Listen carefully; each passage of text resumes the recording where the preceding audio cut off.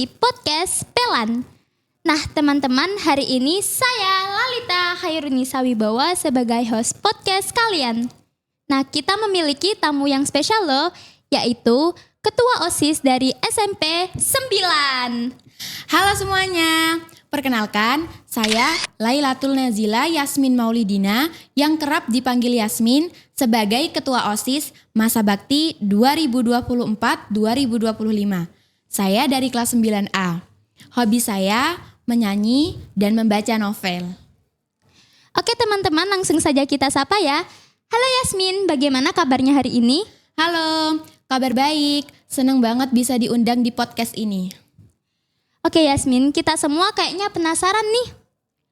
Kenapa sih kamu itu milih menjadi ketua OSIS di SMP 9 ini? Kan banyak tuh siswa-siswi lain di SMP 9. Alasan pribadi saya memilih menjadi ketua OSIS itu yang pertama mau menambah prestasi. Saya mau membanggakan orang tua saya dengan prestasi. Lalu yang kedua, saya mau menjadi orang yang bermanfaat untuk orang lain. Saya mau memotivasi mereka untuk ikut berkontribusi melaksanakan hal-hal positif di sekolah. Itu sih alasan saya menjadi ketua OSIS. Oke, aku punya pertanyaan nih. Gimana sih pas kamu dipilih gitu, pas pemilihan itu kamu rasanya gimana? Deg-degan apa enggak? Rasanya sih deg-degan banget ya. Tapi untuk pemilihan ketua OSIS ini udah nggak deg-degan sebelumnya. Sebelumnya pas tahun 2023, pas saya kelas 7, pemilihan wakil ketua OSIS itu deg-degan banget. Karena saya nggak berpengalaman apa-apa gitu. Tapi pemilihan ketua OSIS ini udah nggak begitu deg-degan karena saya sudah punya cukup pengalaman gitu. Biasanya ini kan ada visi misinya ya. Kalau boleh tahu visi misinya kamu gimana sih? Visi misi saya yaitu membangun OSIS yang aspiratif dan mendukung pengembangan siswa dalam bidang non-akademik maupun akademik. Wah, visi misinya kamu keren banget tuh. Terima kasih banyak, Lala. Oke, selama menjabat itu kegiatan apa saja sih menurut kamu yang paling berkesan?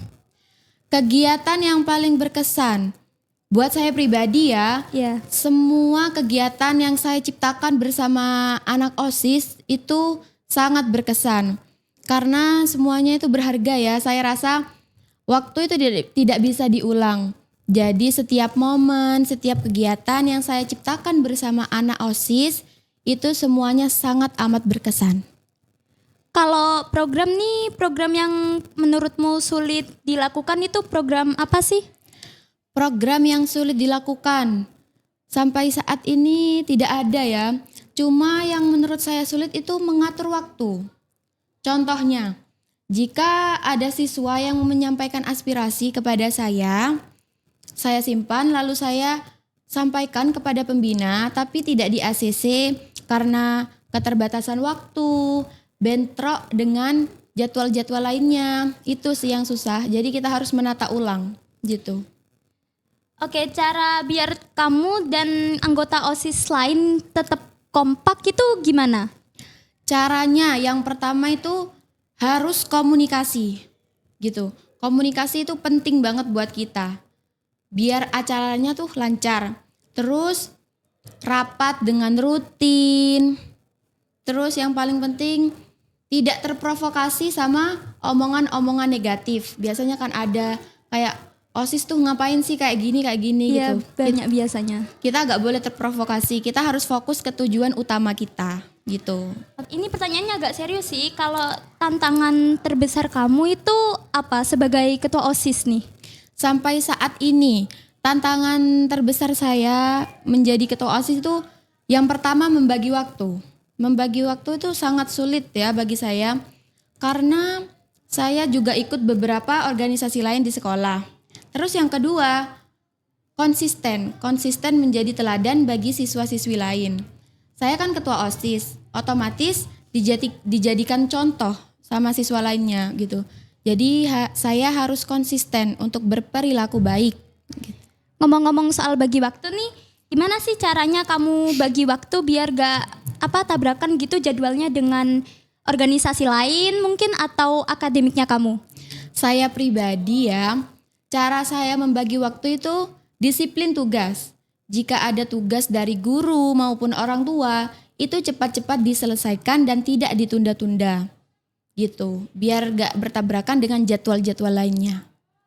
Kalau dari semua pengalaman yang kamu telah jalani itu, pelajaran berharga yang kamu telah dapatkan sebagai ketua OSIS ini apa? Yang paling berharga itu berani mengambil keputusan gitu. Kadang kan kita tuh masih suka bingung, ini bener gak ya yang kita lakuin, salah gak ya, mereka kepikiran gak ya, ragu-ragu gitu ya? Iya. Tapi setelah menjabat menjadi ketua OSIS ini, saya gak pernah gitu lagi. Nah, sekarang ini pertanyaannya agak santai dikit ya. Oke. Kalau kamu lagi gak ngurus OSIS ini biasanya ngapain sih? Kalau saya gak ngurus OSIS, saya mau main game. Tapi main game juga ada waktunya ya. Iya. Terus mau ikut organisasi lain, contohnya Dewan Penggalang, terus jurnalistik, nari gitu. Nongkrong bareng teman-teman sih seringnya. Ada gak sih saat kamu menjadi ketua OSIS ini momen lucu atau momen yang tidak terduga bagi kamu? Momen lucu, selama menjadi ketua OSIS ini tidak pernah sih. Tapi pas saya kampanye mencalonkan diri sebagai wakil ketua OSIS, saya pernah salah omong di depan umum. Jadi sama siswa-siswi lainnya tuh diketawain gitu. Salah omong? Iya, salah omong. Oke, kalau disuruh pilih itu lebih susah presentasi di depan guru atau ngomong di depan teman seangkatan, itu lebih susah yang mana menurutmu? Lebih susah presentasi di depan guru. Karena kan biasanya kalau sama guru itu canggung ya. Terus kita juga harus menjaga sikap gitu. Jadi lebih baik presentasi di depan seangkatan gitu. Kita bisa lebih santai. Iya. Gitu. Oke, kalau misalnya ada superpower nih ya, superpower yang bisa membantu kamu sebagai ketua OSIS ini, kamu pilih apa superpowernya? Superpower yang paling pengen banget saya miliki yaitu mau membaca pikiran orang. Kenapa tuh? Karena saya mau tahu apa yang mereka pinginin gitu. Jadi tanpa mereka kasih tahu ke saya udah tahu. Kadang kan ada ya siswa-siswi yang malu untuk menyampaikan aspirasinya karena takut dianggap aneh lah gitu. Oh, jadi kamu mau jadi peramal gitu? Mau banget.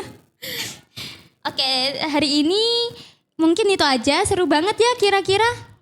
Seru banget. Iya. Sebelum kita closing statement ini mungkin ada pesan yang mau kamu sampaikan? Ada sedikit saran dari saya kepada generasi OSIS selanjutnya, yaitu laksanakan tugas kalian dengan sebaik-baiknya. Kekompakannya tetap dijaga. Terus berinovasi, jangan malu untuk berinovasi. Pastikan bahwa suara dan aspirasi dari para siswa didengar dan diperhatikan, sehingga ada perubahan di OSIS ini begitu. Terus saya juga mau menyampaikan terima kasih banyak kepada seluruh guru di SMP Negeri 9, khususnya Bu Reni, karena telah membimbing saya selama periode saya. Saya juga mau mengucapkan terima kasih banyak kepada teman-teman anggota OSIS saya sudah mau bekerja sama dengan saya. Itu saja. Wah, jadi terharu nih. Oke. Mungkin itu saja. Terima kasih Yasmin sudah mau berbagi cerita dengan kita. Terima kasih kembali. Semoga sukses terus di sekolah maupun di luar sekolah ya. Oke teman-teman, mungkin itu saja podcast untuk hari ini. Saya Lalita Khairunisa bersama saya Yasmin selaku Ketua OSIS. Kami izin menyelesaikan podcast ini terlebih dahulu ya. Wassalamualaikum warahmatullahi wabarakatuh. Dadah semua.